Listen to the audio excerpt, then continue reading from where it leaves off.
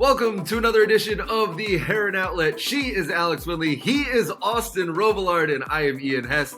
And guys, Inter Miami starting off well with a win. The first ever time that Inter Miami wins on opening day, a 2-0 win over Montreal in a surprise goals coming from Sergei Kristov and from the first ever goal in MLS for Schneider Borgelin as well, just recently signing his pro deal. A lot to get to, including Team of the Week honors for both Kristov and Drake Callender. An injury sustained by Leo Campana left him out of the opener. We'll talk about an update on his condition as well as his striking partner, Joseph Martinez, all ahead in the show. But guys, it is a winning feeling here in South Florida, not one that we've ever experienced on opening day. And the team looked pretty well against the Montreal team that isn't as good as last year, probably is going to regress a little bit, and we saw that as well, but definitely did finish second in the Eastern Conference of the regular season last year. At many times throughout last year, Phil Neville called them the best team in MLS,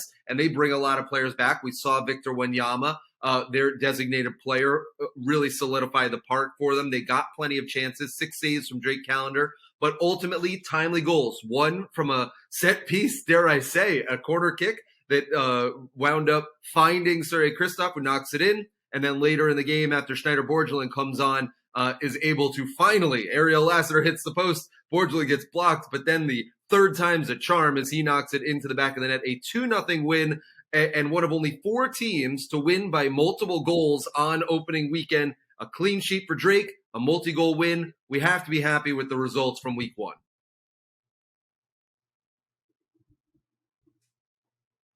Yeah, and I think Miami will take that. A 2-0 win to open the season against Montreal, a team that made the playoffs and were the second best team in the East last season. Yeah, they'll be happy about that, especially with their a slate of games that are coming up against the Union and NYCFC, Toronto, FC Cincinnati. It'll be difficult down the line, but this Miami team, they looked re-energized, they looked energetic, and though they lost Pozuelo and Higuain, they did look a lot more together, and they played more as a team instead of maybe deferring to one or two guys to do the heavy lifting for them. So we'll get into it later, but yeah, it was a solid win for them. The Montreal side, they didn't really challenge too much. There were a couple of shaky moments for Drake, in particular that back forward pass that basically he played it into the feet of the Montreal player, but he made it up with his incredible saves and multiple saves that kept Miami in the game. And had Montreal scored that equalizer, who knows how the game would have went. But kudos to Drake, kudos to Sergei Kristov for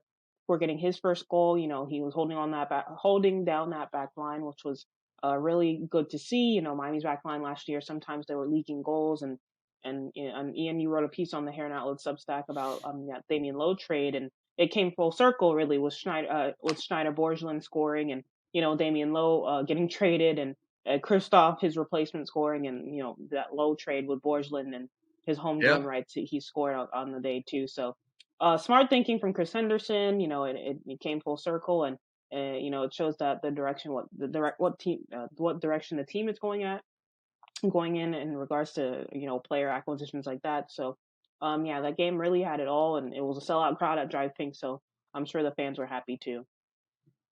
Yeah, overall, I mean, for a first game of the season, it's a pleasing performance. Ian, you mentioned it's one of the only 4 teams in MLS to win by multiple goals. I mean, you'll take that any day or any week, I guess, in an MLS season, but also especially the first, given that Miami've never won an opener to begin the season. So that was something that was huge. Something that was refreshing was definitely the back line. I thought that, at least in the first half anyway, other than the Drake blunder in the beginning, Kristov and McVeigh looked to be a solid partnership. Negri, obviously, I'm going to talk about him a lot later on in the show. I really liked what I saw. Yedlin was DeAndre Yedlin, just as usual. That back line, I think, was pretty solid. I think later down the stretch, you saw a little bit of tired legs. You saw what a shorter preseason in MLS kind of does. And Montreal ended up getting some chances. But if you look at that first half, and if you think that this team can progress in terms of fitness and keep that kind of standard up of what they did in the first half, at least defensively, really, really really could be strong throughout the year. And offensively too, I think there was a couple of moments where Miami failed to click in the final third, but it's the first game of the season, so I'm not too necessarily worried about it. Also, we will talk about the Campana injury, but that came less than 48 hours before the game, so they had to change their entire offensive game plan. So I'm not too worried about it. I'm glad they got the 2 goals. That's what good teams do. They need to fight to win games, do it at any cost, and I think that Miami showed that they're able to do that against a Montreal side that, yes, is weaker than last year, but again, you never know what's going to happen in the opening game of the season. But Miami got the job done. To start off the year with 3 points is massive. And Phil had even said that they needed to redo the entire game plan once they realized that Campana was not able to go. Austin, you'd mentioned a stat that you're going to have to refresh my memory on to say that how important it was for Inter Miami to maintain that 1-0 lead before halftime as they started to get tired legs at the end of that first half. To be able to go into the break up 1-0 is something that, especially at home, Inter Miami has desperately needed. Remind us what that was again. Yeah, so in 2022, with Miami, there were 9 games in which Miami went into halftime with a lead.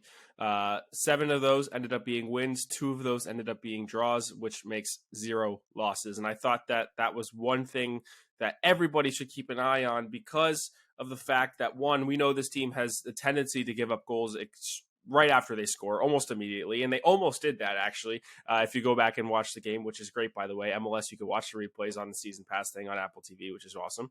But yeah, they somehow did not concede. It looked scary for a moment, but with that lead going into the half, your chances of winning become so much greater, exponentially greater than any other result going into the half. And I think that if Miami can make that a focal point of their game plan throughout the year, then it could be really successful.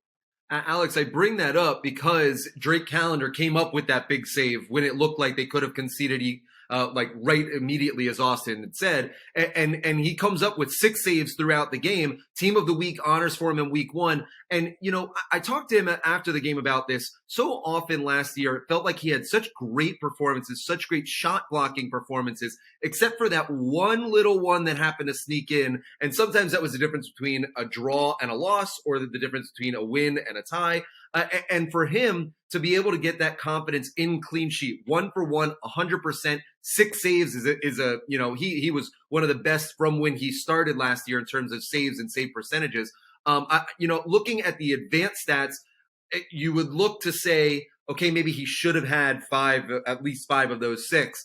But he didn't have that one that he gave up, which I think is very important to notice for him to have that confidence that he is the guy now moving forward. He has the contract. There is no goalkeeper controversy that we're going to, have to discuss at any point throughout this year. For him to have that confidence and to get a clean sheet with 2 new members of that back 4, that has to go a long way towards his confidence in his new role, right? Yeah, and goalkeepers are so important, especially in MLS and where the game's really expansive and it's just attack and where it's end to end. You need a good goalkeeper to stop some of those wayward kicks that towards your goal that could have like you said, it could be a difference between a draw and a loss. So having Drake back there, it's huge for Miami, especially he's an American. He's on the national team radar. He's got a high stock right now, so his good form will only do the team loads of good. And like you said, he's a really good communicator with 2 new guys in the back line with Negri and Kristoff. It shows that the team, especially with Drake back there, they can gel really quickly. And we'll touch on Kristoff later. He's also a really good communicator. So communication is key, and especially with the system that Miami's playing, this sort of more play out the back possession based 4-4-2 or 4-2-3-1. You're gonna need a keeper. Like if he can't play with his feet, he's gonna have to make good saves, and he did that against Montreal. So, Miami are lucky to have Drake Callender there, and he showed his class once again last weekend. And another really, thing oh, go ahead. No, go ahead, Austin. Go ahead. No, I just another thing I want to mention about Drake. We talked about the no goalkeeper controversy, and I guess we can talk about this later on. But they signed their draft pick. Marsman is still on the roster, and CJ Dos Santos is also there too in contention. And Drake is now, after last year becoming that starter, he's this is like to start a year Drake has not done, and to do this is really solidifying himself going forward as the number one. And Phil Neville had called him the number one towards the latter end of last year, but to start off a year and to make this kind of an impact, I think is extremely important going forward. And I think it's going to force Miami into possibly making some decisions in terms of how to handle certain situations that they have on their roster right now in terms of money and moving players. I'm alluding to one, if it's not, if you could see Nick Marsman, who's making a lot of money and he's not probably going to get play time with Drake there. You still have young guys to push Drake calendar to make sure that he stays competitive. And I think they're in a great bad situation, if that makes sense, when it comes to goalkeepers. And Drake is just going to, I mean, if he keeps this up, then they're going to be forced to do something. I think that's a problem that the front office and Phil Neville would want to have. Yeah, and Phil's talked about that. I mean, they have probably from top to bottom, one of, if not the best goalkeeping locker rooms, like rooms in MLS, just top to bottom, 1 through 4. Not many teams even have a fourth, let alone a first round draft pick as their number 4, that they have a lot of high upside on. Nick Marsman is in the last year of his deal. So that contract would expire at the end of this season. But the reason that I bring Drake up also in context of the starting 11 is for how much we said that things were going to stay the same from 2022 to 2023, how much things look differently in that starting 11. Actually, only 4 guys were really starting where they left 2022, right? Because McVay moves from left back to center back. You have 4 new starters, right?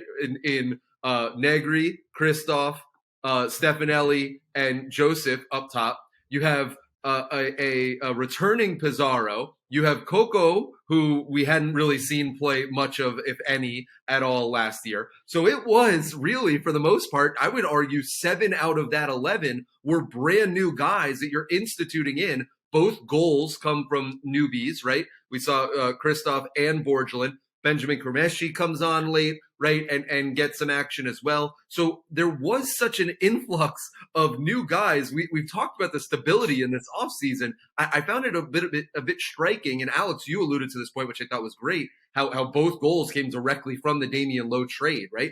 And to have these new guys come in and be contributing right away, both defensively and offensively, and as substitutes, even with the tired legs, like, all top to bottom, this was weirdly a new team for however much it stayed the same, Alex.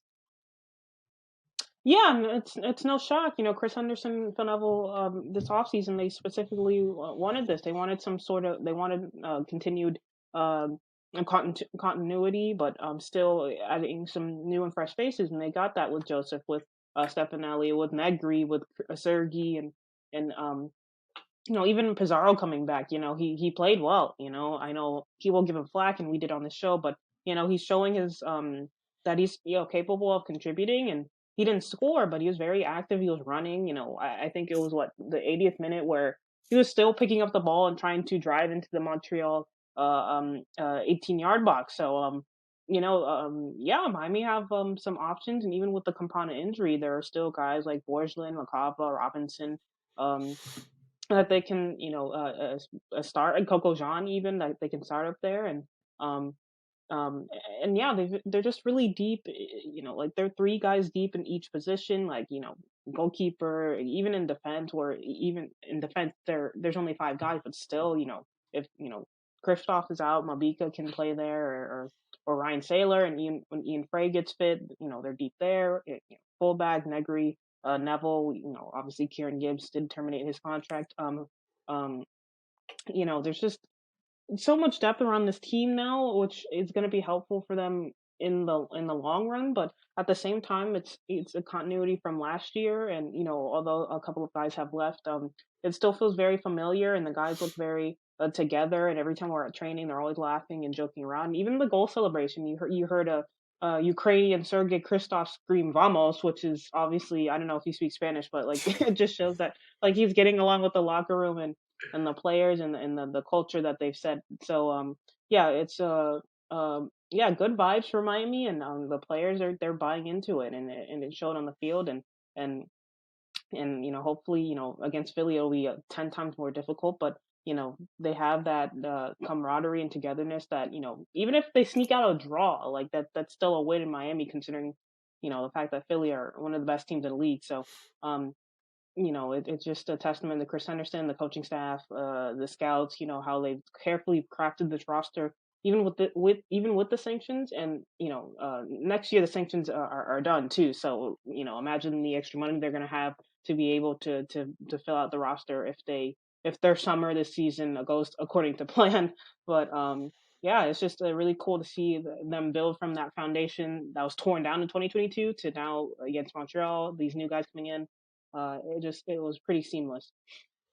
One thing too, I want to say about the coaching staff, at least for a large part of the game, it seemed like a lot of players were, in the same understanding. And before they went down 1-0 or even 2-0, Miami was controlling the ball almost entirely. Montreal was not having the ball in their half, in Miami's half, I should say, for most part of their possession. And I think that even when you look at the numbers, and I talked about this too on Twitter, something that I looked a lot at last year was when Miami was in possession, a lot of the possession and the accurate passes they were completing were in their own half. And actually at halftime and even at the full-time whistle, it was the opposite. Miami actually completed more passes in Montreal's half than they did in their own. And I think that that's a testament to the coaching, because there's a clear game plan that they got 7 of 11 new players to understand in the first game of the season. I'm not saying that it was a perfect, display of offense by any means, but in possession, I thought Miami held their own. I think that if there's a little bit more connectivity in the final third and they keep this, these numbers up where they're completing passes, where they're holding possession against other teams. We talked about it in the press box. You could see how far the line was up. They were holding such a high line at times. They're confident in what they're going to do on the ball. They're confident in their players and who they have on the field. And this wasn't even, the best starting 11 that they could make. I mean, we still didn't have Campana, and this was an offense that had to be reformed. So there's so much to be said about what went on in this game in week 1. And I don't think it was a perfect performance, and things will need to improve if they want to be a higher profile team in MLS this season. But man, first game of the season, yeah, a lot of the numbers are looking really good. Their XG, their passing numbers, the possession before they ended up giving a lot to Montreal because Montreal was behind. It was all really, really, really well done. And it was a lot of where they found success last year moving into this year with these new guys. There's a lot to be said about it. The one stat of them all that I still think is the most amazing thing, for the first time in the history of Inter Miami, they have a positive goal differential. And at +2, that is the highest goal differential they've ever had, because they've always had these long stretches at the beginning of seasons where they've gone on losing streaks. They have a positive goal differential for the first time. It's just really something else. Alex, it does come without Campana playing. We'll get to him sort of as a part of a twofer in this conversation, and with Joseph only playing 67 minutes. He probably would tell you that this wasn't, that he's still getting his feet under him. He's still getting match fit. Only had 15 touches and 1 shot. Did have 2 progressive passes, which I think when he has Campana, that's going to be an interesting stat to look at with the 2 up top.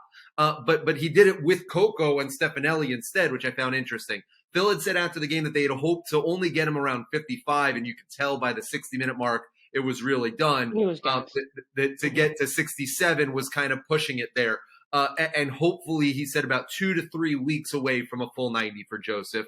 That makes a little bit of sense. I would say that, however, you would want Joseph involved more for that time. The first half, we saw him and Stefanelli really struggling to figure each other out, which surprised me a little because they played much better together in the times that we saw in training in preseason, right? For the limited time, it was very minimal because Joseph was held out for a while. But it really looked like they were occupying similar spots, and it was a little more fluid for Coco and Pizarro to be able to move around.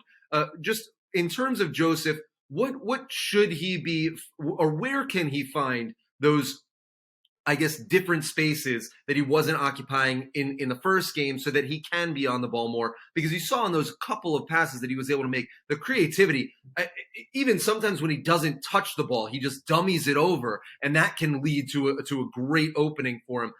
Just to be able to do more of that stuff, it's so enticing, and I kind of want more of it.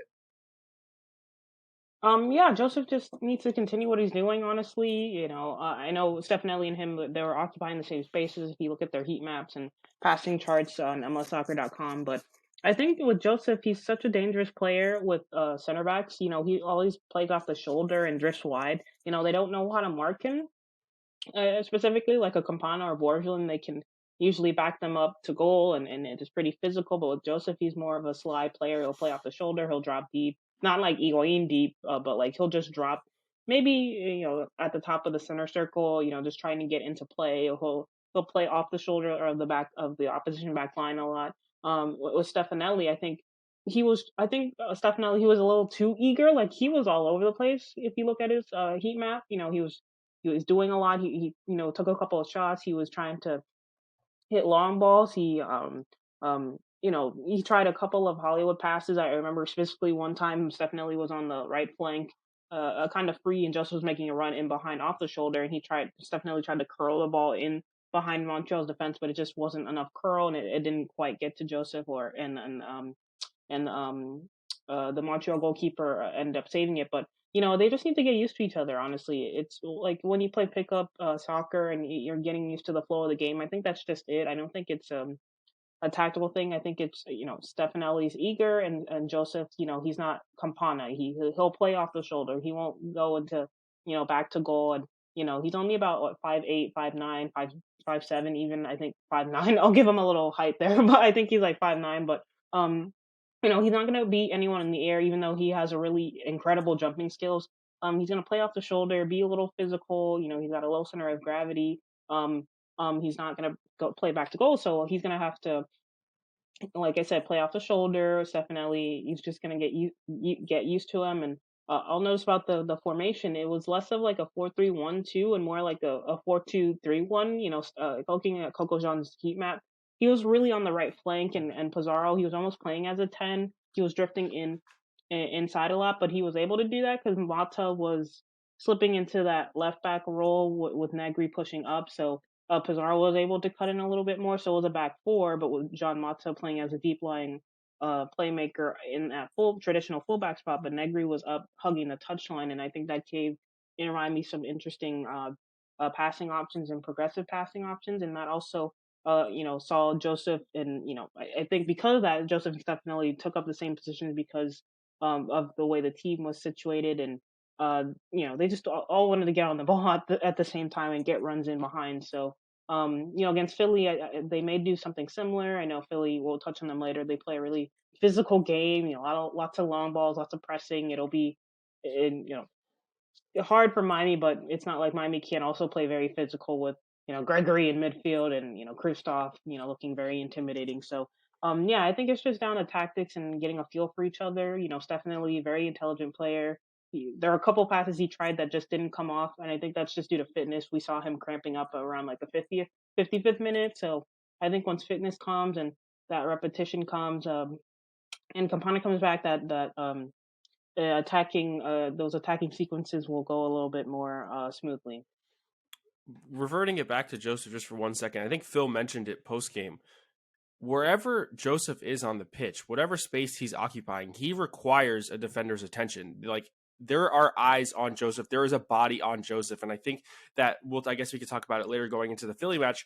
That's something that's going to be extremely important. Keeping him on the pitch for as long as possible was one thing, but having him take the attention from a defender to solely on him to have all your runners or playmakers do something in behind those guys is going to be extremely important. I don't think we saw the perfect effects of that in game one, but going forward, if Joseph can prove to be lethal and continue to require the attention of opposition defenders, then I think that's a lot of where his impact is going to be made, whether it's pushing the line, playing on the shoulder, or even dropping in and having them pull out a little bit.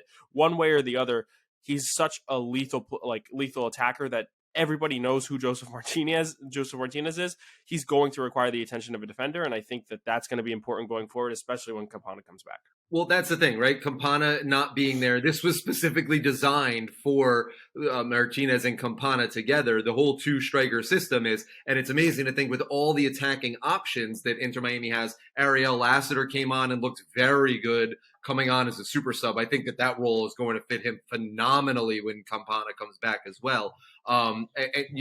Borgelin comes in. Coco was there. That Coco played pretty well, but it was done without Campana, who is still out now. We've seen the report from the teams listing him as week to week. He'll be evaluated week to week. That is a little bit of a frustrating term instead of day to day. Now it's week to week, which an injury that really came out of nowhere. We saw him up in the press level. He had a compression sort of sock on his calf as he was walking around. Didn't really look to be limping very much, but did have the compression on. We haven't seen him in action outside of right before the season. It looked like everything was set and ready to go. This sort of, I don't want to call it a nightmare scenario because hopefully he's out for less time than longer. But you did sign him to a long-term designated player contract in the offseason. The whole discussion was he's going to be healthier. He's taking care of himself more. He's committed to making sure he stays on the pitch. He wanted to make sure that he told us that he was excited about the start of the season. Now you've invested all this money, and right off the bat, he's not on the field. Alex, Austin, what? How do you just exasperate yourself trying to think about what to do here? It has to, I feel, be a little bit of a cautious, I guess, plan of care because we're only in week one and you want him for the dog days of summer and later in the year. But frustrating is to say the least right off the bat. Yeah, frustrating for sure. Infuriating if you even want to take it that far. It sucks. It sucks. But at the same time, you mentioned a really good point. It's good right now to be careful with Leonardo Campana and not to force this back. If it is a muscle thing, it kind of looks to be that with what we saw on his leg and the way he was walking. You want to be careful with these things. You don't want it to, have this continuity. Like, you don't want it to keep on re-aggravating itself. Like, I guess maybe even it did last year. I'm not even sure what the injury was last year that kept. It was a hamstring last year, right? And what held him. It was a hamstring last year in Orlando, right? And then you rushed him back for the San Jose game, and he went down in the first 10, 11 minutes. And then was out again against Orlando, right? And then that happened again right after he scored the goal.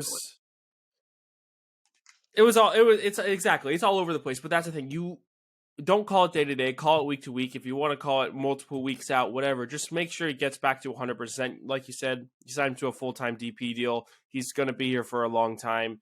Make sure that you, one, worry about the player's health because he's so impactful and can make such a great impact on the game. You want him to be successful, but also in terms of a team standpoint, if you start rushing him back and he re-aggravates this thing and it is just a storyline all season, then you're really losing out on your worth for Leonardo Campana, and that's something you need to worry about. You're going to want him down the stretch rather than right in the beginning. This team looks like they can hold on, at least in the first couple of games. You don't need Leonardo Campana right now. They prove that. And I think that the offense will still continue to find better form going forward without him. Let him come back when he's 101% healthy, not even just 100. Yeah, I agree. When I saw the news, it was frustrating because, just a couple weeks ago, he's playing against Austin FC and he did well and he played I don't know if it was a full 90, but he played. And to see him, get injured with a calf, a calf injury, which is, and I knew something was up when I saw him at practice. What was it, last week with a compression sock, and I just had a hunch that maybe he wasn't fully fit, and then we got the news. But yeah, it's frustrating, especially when Neville specifically said that they're playing with two strikers, and then your star DP, striker is now out, and you have to game plan something different. But that's exactly why they got Martinez. Everyone was wondering, Campana was going to be that guy, but there are injury concerns with him, and now with that, you saw Schneider Borschlin get his chance. Lacava will get his chance. Robinson, Lassiter, heck, even Robert Taylor when he comes back after his green card situation, he'll get his chance if Neville decides to play him in a two striker thing. He has played striker before, but that was like in emergency cases. But yeah, it's frustrating, but. Like Austin said, you don't want to rush him back. Leo is kind of like a Rolls Royce of a car. Like he's like big, and it takes a while to kind of like, like a train. Like trains have to take a while to warm up and actually fully get going. He's a tall guy, and Not the quickest, but he's tall, physical, and you don't want to rush him back, especially in a league with like MLS where they basically hack the mess out of every player, every attacking player. So yeah, you want him fully fit, and there's a lot of games this season, and Miami are looking for silverware, whether it be the U.S. Open Cup or MLS Cup or what have you. But they have the depth and now they have two under 22 spots and whatnot, and they have options to increase their in the summer they'll probably add more players, but yeah, you don't want to rush him back. There's a lot of games this season. He'll be an important player, and Neville said as much. And who cares if you lose against the Philly Union? I don't think anyone's really expecting Miami to win, and you don't want to go all out getting 3 points now when especially this year with the playoffs, 9 teams get in, so Miami can lose this game, but who cares? As long as Leo's fit and healthy for when the playoffs do come around, that's all that matters. So, but like I said earlier, it gives other players a chance to get some minutes. Schneider Borgelin, Robbie Robinson when he's fit, Jake LaCava, Adi Lassiter. The list kind of goes on. So Coco Jean can play as a striker. So and Stefanelli can play as a striker as well. So the list kind of goes on, and there's certainly options to replace Leo with, but you don't want to rush him back either. Well, you mentioned one name there, Robbie Robinson, who is also out due to injury. So often dealing with injuries with him as well. Guys, right before we get to Philadelphia in just a sec, Alex, you had mentioned Robert Taylor was not there at the end wasn't there for the Austin match, also wasn't there for the Montreal match to end preseason, to start the regular season, getting his green card that will open up an international roster spot for Inter Miami. We're going to be at training on Thursday, so we'll see if he's there to see if he'll be available. But he hasn't gotten a lot of preseason action because of that, been gone for it. So that's definitely something to look at as well. Let's move now to Philadelphia. 4-1 winners over Columbus Crew. And wow, if you thought the reigning defending Eastern Conference champions might slip to start the year, well, you could have had a case early on. They went down a goal, and then, boy, that team can hit you in a hurry. Right before halftime, they get an equalizer. They go 3 unanswered, 2 penalties of the 4 goals that they scored to rout the Columbus Crew 4-1 in the opener. 2 goals from Julian Carranza. Just an absolute that this team is a dominant force. They are MLS Cup favorites, I think, above LAFC at this moment in time. This team looks like the best team in MLS. It looks like they return almost pretty much everybody. It looked at like the starting 11 that they had against the Crew was almost, I think, the same as they had in the 2-1 win over Miami at Dry Pink Stadium last year. So for that all to come back, guys, if there is a place to hit this team, where is it? Because I'm looking and I can't find it. Well, one, don't give up penalties like Columbus. And granted, it was both of those were definitely they were dodgy penalties. They were very dodgy penalties. Yeah. However, the goals scored by Carranza, at least that second one, the magic in midfield that Joaquin Torres produced, the double roulette. I mean, the pass to him off the right side of the top of the box, the way Carranza finished. I mean, that's what you're worried about. That you got to worry about limiting Carranza's chances inside the box. Don't let Gazdag get too close inside the box either. I really am interested to see how this game plan works and to see how it differs from the Montreal game, because Montreal does not have nearly the attackers that Philadelphia does. I mean, it may be a little different going in, like looking at last year with, like, let's say maybe Georgi Mihailovic and the Gazdag comparison, but it wasn't even close to anything like that against Montreal. So I think there's going to be a big difference in what they do defensively to try and mitigate the attackers from Philly. Alex, I want to touch on that. Alex, I want to touch on that real fast, because I was talking to Chris McVeigh earlier this week, and I had asked him about the 3 strikers that they basically put up top with Gazdag, Yuri, and Carranza, and how do you, with a back 4, play against that? And his answer was simple: we'll probably just mark them up, and then that'll give us more chances to fly forward with our wingbacks. I find that interesting. If you put Gregory basically on Gazdag, and then you put Christoph and McVeigh against the other 2, I mean, you're asking a lot to go one-on-one with Carranza, but is that a simple solution? Yes, he's absolutely right. Actually, I was watching the Philly game last night and they play a very helter skelter type of football where it's not like as basic as kick and run. It's pretty complex, and they have neat passing patterns, and they do play a similar formation to Inter Miami, but it plays a little differently. They have one anchoring the midfield, El Brujo, I think, Martinez. He's a bit of a menace, number 8. And they're flanked by two central midfielders that basically act as wingers with Alejandro Bedoya, who's like pushing 40, and like Flack or another Jack McGlynn. Yeah, I mean he's 37. Hey, Or man, like Jack no, he's not. McGlynn, He's like and 35. I played with him growing up here, all right? You're making me feel old. is he really 35? I aged him a little. My bad, Alejandro Bedoya. Let me double check that. Yeah, Ouch. let me go on the He's a record and say year he's older than 35 me. and He's a he's year older. turning 36 in April. Ay, ay, Yeah. ay. He's not that old. He's turning 36 in April, not pushing 40, but still he has a lot of legs on him. And Ian, you wrote a piece for the Heron Outlet Substack talking with Philadelphia Soccer Now how Bedoya still has that dog in him, and he's still not ready to retire or anything, and he's still ready. So yeah, like going back to the formation, my bad, Alejandro Bedoya. Please don't drag me on Twitter or anything. Like, no disrespect, but I'm like, more personally offended than anybody. yeah, no, he's still young and 35, and is still a great player, and former national team player. He was really great in his back in the day, and I was a huge fan of him. But yeah, Philly, they play really like helter skelter football, and it's not kick and run, and it's very complex and a similar formation. But McVay is right. They have the number, like numerically Miami. You put Gregory on Gazdag, and then you have the two Kristoff and McVay marking Uri. I don't want to mispronounce his last name, and Carranza, and Carranza and Uri, they'll play off the shoulder a little bit. And Kristoff isn't the fastest center back, but his positioning is really great. But I think McVay will probably mark Carranza. He's the faster of the two defenders, and Kristoff will be the more physical presence with Uri. Ure, I feel like I'm mispronouncing his last name. I don't want to get anything wrong, but yeah, I think they'll mark them up there. And like you said, I think with that, Mata will slot into that same little left slot of the corner.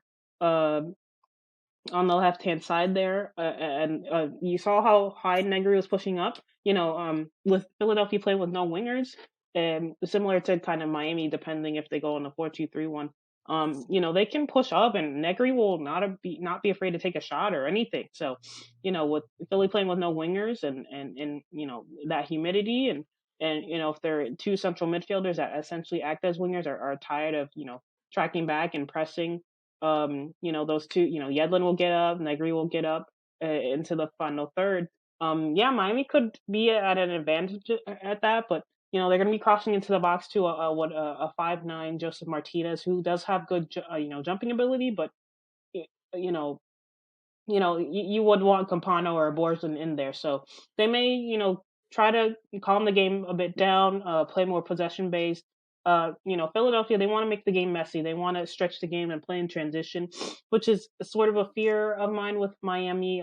Transition wise, they did okay against Montreal. There were some moments where Kyoto did get in behind. So with Philly, I do think there will be, the game will be played in transition. But Miami will want to slow the game down and play that possession-based style that we saw for a good 10-15 minutes against Montreal, and they're gonna try to look to play there. So if the score's still 0-0 by halftime, and Miami think they can get a win here, I like you said earlier with Adi Lassiter, they'll probably bring in Adi, have him stretch that Philly back line, keep Joseph in and see how it goes. But Miami are going to look to slow that game down, push Negri up, push Yedlin up.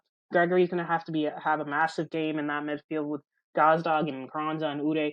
I'll learn how to pronounce his last name. But yeah, it'll be an intriguing game numerically. But McVay is right in that regard that they'll just have to man mark them and the rest of the team and watch those transition moments, and the rest of the team kind of go and push for that goal. Yeah, I would argue to start Lassiter over Coco Jean in this game. Yeah. That would be my main starting 11 argument. I would say to have Lassiter on there. If you're projecting that Philadelphia, I mean, at least I am, in terms of them holding the possession a little bit more than Miami in this first half, and you want to play a more transitional style. Using Lassiter will be extremely important. Him and Stefanelli, I think, would be able to progress the ball quickly. Coco Jean, I wasn't the biggest fan of his performance. I'll be honest with you. I thought he was okay, but I didn't think that he transitioned well into attacks a lot of the time, and the runs just kind of died out for me. And like Pizarro a little bit, he almost held the ball too long. So I would actually say just start Lassiter, get his quick feet up the pitch. And one thing too about the defending that I would say, I think you just mentioned it, Alex, too, with Kyoto getting those a couple chances in behind.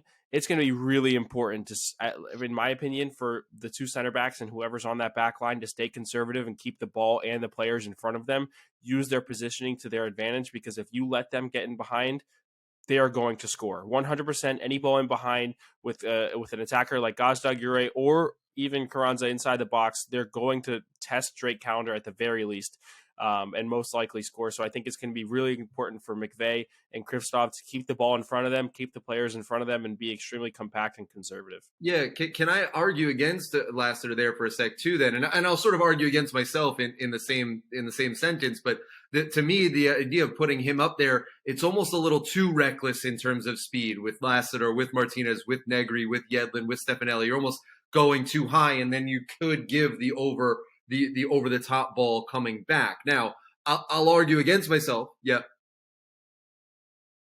you're on mute. Sorry. One thing that you mentioned in the last match, Ian, is post game with Phil, was the way Gregory and Malta were able to come in and make this block in defense. And I think if you put that back out on the pitch and you have a solid four at the back, Yedlin also didn't track up as much as he normally does, and he stayed back a little bit more. I'm okay with Negri going forward as long as Yedlin stays and you have Gregory and Malta a lot more discipline and helping the back line. I'm okay with having those guys up there. I think that solid back four box between Gregory, Malta, Kristoff, and McVay could work against the numbers that Philadelphia is going to have progressing the ball. Well, and Alex, I'll tell you that the one thing that you always say is that this team always looks a lot better when it has speed on the pitch, and they're always able to get back in and score goals with speed. You like Lassiter up there? Honestly, I think the super sub idea is more to my taste. It's just a personal preference. Like, I don't think starting him, especially like I said, I think Inter Miami wants to slow the game down really. And with Pizarro and Coco on there, they're very cerebral players who can, manipulate space and find that space pretty well, and just kind of be a nuisance. And Stefanelli, he's getting his feet under him, and he can also be that kind of player, but they're going to want to slow the game down. And I know Pizarro gets a lot of flack, but he's very good at, ball retention and holding onto the ball really well. And, against Philly, you don't want them to score. You hold on to the ball. And I think that's going to be to Inter Miami's advantage this weekend. And, putting, Pizarro, Coco, Stefanelli, I think they'll run the same starting 11.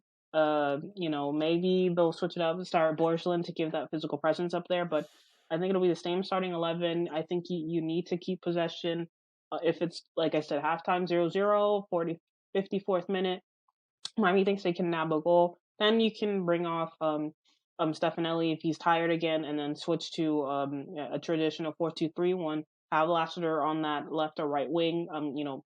Have him play off the shoulder of Philadelphia's fullbacks. And their two center, whether it be Bedoya or Flack or Jack McGlynn. Have them play there off their shoulder, get in behind, and Joseph is quick, so he'll get into the box pretty well, and then obviously the rest of them will flood forward. So I think you keep possession, slow the game down, because Philly are going to want to go kick it long, play these neat little triangles, get Ure and Carranza in behind, and like Austin said, you get them in behind, that they'll probably score, and Gazdag will be lurking in and around the box somewhere. So you want to keep the ball out of Philly's feet, essentially. Have those cerebral players in Pizarro and Coco Jean. Even John Mata you can throw in there with his deep line passing ability. They're gonna want to keep possession, rotate possession. Maybe not play a high line as they did against Montreal. I know Kyoto was really their only threat in behind, but with Philly they have three of them. So, yeah, tactics are going to be tweaked a little, but I think Miami are going to want to keep possession and halftime, 55th minute, take off Stefanelli, bring on an Ariel Lassiter. Heck, even if Jake LaCava's on the bench or Robbie, yes, tomorrow we'll have an update on him. Bring on someone with some sort of pace. Um, get them in behind and try to nab a goal and maybe not play as high of a line. So I think they go possession route, halftime if it's still tied. Then you go and get the Ariel Lassiter, LaCava, Robinson, or whoever's quick off the bench. Even Borgelin, giving some physicality up there. So I don't think I don't think you're going to be able to beat Philly at their own transition game in that regard, or unless until Miami gets their feet under later in the year. But I would argue that Miami also aren't going to beat Philly by holding possession and keeping these, like, trying to play intricate passes going forward, because their defense has just been so solid over the last couple of years, and they've kept the same exact back line. So I think from what we saw against Montreal, it was not easy to break down Montreal when you got into the final third. They weren't connecting well. And for me, I say to start Lassiter, let it get a little ugly and use his speed, an attribute that every other player other than Martinez, who, by the way, isn't actually fully fit yet, so I don't even think he has it in his locker right now. Use an attribute in speed that you don't have on the pitch already, and see if you can get behind that way, rather than trying to break down a defense in possession that is one of the best defenses in the league in what we've seen in the last 15 years, maybe. But Austin, I will raise you this, though. I have stats to back this up. There's a book called The Numbers Game, and essentially they have statistics back in 2013. It showed that, holding on to the ball, teams that turned the ball over less than the other side outscored their opponents roughly 1.5 goals to 1.1. So basically, I'm saying if Miami keep possession and don't turn over the ball, eventually they could very well just maybe outscore Philadelphia statistically. Like, I'll repeat it, teams that turned the ball over less than the other side outscored their opponents roughly 1.5 goals to 1.1. And I know MLS is a different league and expansively, and it's just attack. But I just have a hunch if Miami just can control possession and limit Philadelphia in those transitional moments, they'll have one or two good chances to get on target or a set piece, and they can just bunker down and maybe like they did against Montreal, bunker down and maybe get that second goal from a Borgelin or a sub. Alex, or like Lassiter or someone. The game at Subaru Park, and I wrote about this in the article on the Substack that you mentioned. Thank you for the plug.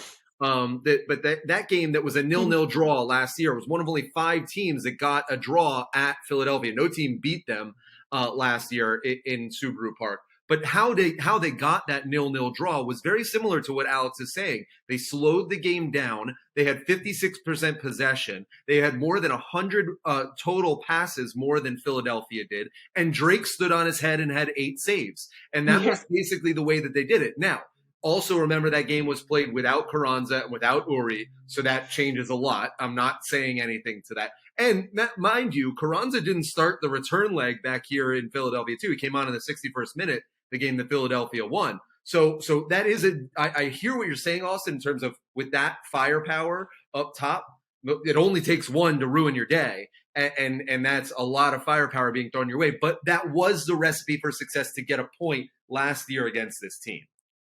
I just don't think asking Drake to make 8 saves in a game where you do something like that is it's just, Miami didn't score, so there's that. And if you allude to that style of play that you guys are talking about, they didn't score, and yes, of course, they kept Philadelphia from scoring, but having Drake make another 8 saves against an attack that has improved since then greatly, with Carranza, who is one of the most informed strikers in the league since that permanent transfer in the summer of last season, I just don't see how that works. I don't think that I mean, if the turnovers happen, turnovers are going to happen. Miami wants to be in the possession. If they don't turn over the ball, it's going to be great. But I'm okay with turnovers happening in Philadelphia's own third, rather than Miami trying to hold possession and then giving an easier counter and letting Philadelphia transition from the midfield or from the back, or from Miami's back line when they're closer to goal. If Miami pushed the ball forward with someone like Lassiter to get the ball up the pitch and lose the ball there, rather than losing it in the middle third or in their own third, then there's a little bit more of a difference, I think.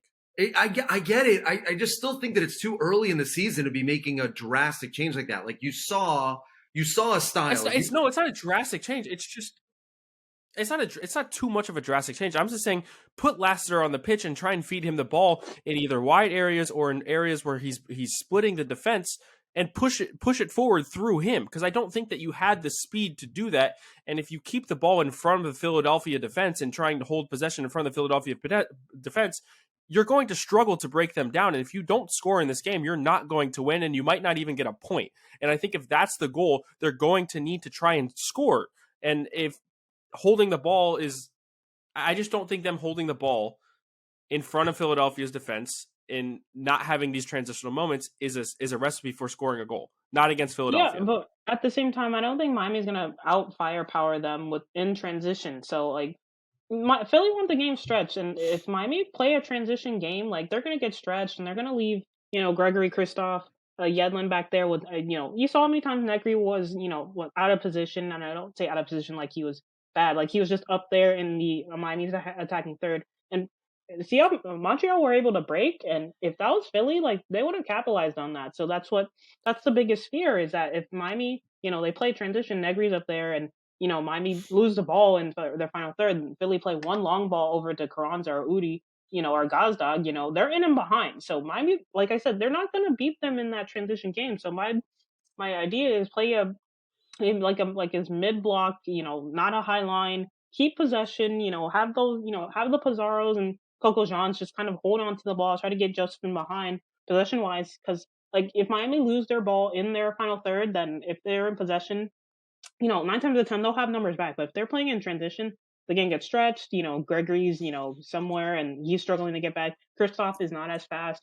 He's great positionally. McVay, he's quick, but him against three, Gazdag, Udi, and Carranza, it's the recipe. And then Negri's out there and in the attacking third, and he's running back, and Yedlin's there, and I just don't see it going well for Miami if they try to play Philly's own game. It's gonna be bad, and even like Campana's not there, so they can't even cross and inshallah anymore in regards to that. So yeah, I just don't see it going well. I think they just try to slow it down, keep possession, take their chances. I think Miami takes a draw out of this, if they can get a winner, I'm sure they'll push, but I just don't, I don't know. I don't know. I can't see it. And I agree with some of your points, Austin, but I feel like if that game gets stretched against Philly, Miami are going to lose that. Philly that's just their bread and butter. They'll play these accurate long balls, and yeah, they're just good at what they do. So I can see Miami losing that if they play that game. Also, on the book, I want to shout out the book, The Numbers Game. It's written by Christopher Allen and David Sally. I initially found that stat off of the Euro expert on TikTok. He was explaining something about Manchester United, so I thought it would be interesting to throw it into the podcast here. But yeah, shout out to them. See, and the one thing that I'm hearing in all of this is just like how much of a powerhouse Philadelphia is. I don't think that they're going to have a single game this year that they come up against where you're not having this sort of conversation of like, oy vey, like, what are we going to do? How are we going to do this? And I know that what I'm about to say is going to bring up a can of worms that I don't really want to get into. But we do hear what you guys say a lot and love the conversation on Twitter and in the comment sections and all that. One that I had heard was that the only way to be successful in MLS is to go after and sign young South American talent. And I do think that this Philadelphia team shows that there's multiple ways to skin a cat, right? There are definitely different ways of looking at it. That's a way to go. And Martinez from Venezuela and Campanas from Argentina. Those are the only two South Americans in their starting 11 that are regular. I will point out that Gazdag is from Hungary. Uri's from Denmark. Flack is from Germany. Glesnes is from Norway. Jack Elliott is from England. Andre Blake is from Jamaica. Alejandro Bedoya is from the United States. And Bezos from Cameroon. Like they are very much a European, for the most part, style of team. So, Campana's from Ecuador. I apologize. I didn't mean Campana. Yeah. You meant to say Carranza. Yeah. Carranza. Andres is yelling at me in the chat. See, so this is You're what gonna have a bunch of angry Ecuadorians in our mentions. Yes, I'm just saying that they have an attack. There are different ways of doing it. I like Inter Miami's style. I think that it's going to work for them. But to say that there's one way of doing it and that's the only way it's going to work, I digress. I'm clearly mixing up my Campanas and Carranzas. But it does go to show that this Philadelphia team is very talented, and Miami is going to have its hands full. They have never won the first two. They never won the first one, and you can't win the first two if you haven't won the first one. They've never gotten 4 points off the first two. That being because they've only drawn the first one, and that was last year, and then they went on the 5-game losing streak. So this is uncharted territory for Inter Miami. A great time to get excited. It feels different, doesn't it, guys? It just feels like this team has a lot of energy, is all moving in the right direction. The locker room is still very excited. Yedlin is a great leader in that, in terms of just good vibes. Always. Gregory talked about it earlier this week as well, that they are excited for these challenges. They want to test themselves against the better teams in MLS, and they'll get it right off the bat, right? Because this is, the defending East champs, then the team that knocked you out of the playoffs, where they knocked you out of the playoffs, and then at a Toronto team that many are picking to be one of the most improved teams in all of MLS. It'll get exciting over the next couple of weeks. You do not want to miss an absolute second of it at the Heron Outlet. We've got you covered top to bottom. Subscribe on our Substack, theheronoutlet.substack.com. You get great articles from Alex, Austin, myself, all breaking down this opponent, next opponent, tactical breakdowns, interviews, and more. You can subscribe to our YouTube channel. That's a great place to get even more content, including the podcast, if you want to watch us and our smiling faces as we laugh at what each other are saying when you mix up Campana and Carranza. And as always, follow us on Twitter, follow us on Instagram. We will be posting throughout the game. Our producer Andres does a great job with his stories throughout the game, taking you right into the action. Guys, it is an exciting start to the year. It is great to have soccer back. It's great to be talking about games after that long preseason. He is Austin Robillard. She is Alex Winley. For our producer Andres, I am Ian Hess. This is the Heron Outlet, and we'll see you back here this time next week.